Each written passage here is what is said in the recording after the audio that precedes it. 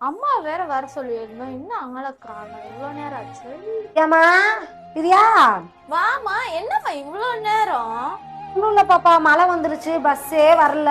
Bus ஸ்டாப்ல வேற உட்காந்தே இருந்தேன், மழை நிற்கவும் இப்போ தாண்டா பஸ் வந்துச்சு வந்தேன். அப்படியாம்மா, சரிம்மா உட்காரு. நான் சிக்கன் குழம்பு சமைச்சு வச்சிருக்கேன், உனக்கு எடுத்துட்டு வரேன், சாப்பிடு. இந்தாம்மா சாப்பிடு. பசி வேற, எத்தனை மணிக்கு பஸ் ஸ்டாப்புக்கு வந்து அந்த பஸ்ஸுனால லேட் ஆகி போச்சு.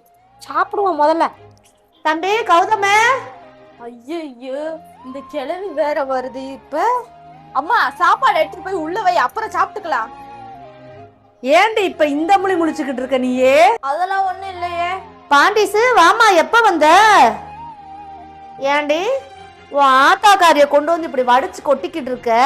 ஞாயிற்றுக்கிழமையானா சிக்கன் மட்டன் வாங்கி போட்டு உங்க அப்பனுக்கும் கொடுத்து விட்டுற.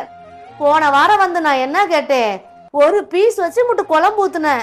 எம்மா, என் புருஷனுக்கு முட்டு குழம்பு விடுனதுக்கு நானே காக்குல கறி எடுத்தேன்னு சொல்லி விரட்டி விட்டுட்டேன். இப்ப என்னவா அதுக்கு? அதுக்கு ஒண்ணுமே இல்லடியே. ஒவ்வொருத்தையும் மாசமா இருக்கும் போது கேக்குறா, கடவுளே எனக்கு ஆம்பளை பிள்ளைய கொடுன்னு.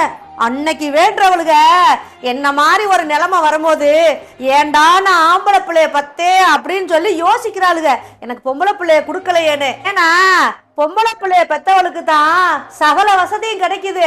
அது வாசித்தே சாக போற காலத்துல பொம்பளை பிள்ளை இருக்கிறது நல்லதுன்னு நினைக்கிறாளுக. ஏன் பெரிய அப்படிலாம் பண்ற நீனு? எனக்கு இருக்க உரிமை உங்க அத்தைக்கு இருக்குல்லப்பா. அவங்க பையனை பெற்றவங்க, அவங்களுக்கும் ஒழுங்கா செஞ்சு அனுப்பு. பாண்டிசு, நான் பேசுனதை எதுவும் மனசுல தப்பா நினைச்சுக்கிறாத. நான் அவளுக்கு உரைக்கட்டும் தான் நான் அப்படி பேசினேன். நீ வாரதுக்கோ போறதுக்கோ நான் அதெல்லாம் பத்தி எதுவும் பேசிக்கல, சரியா?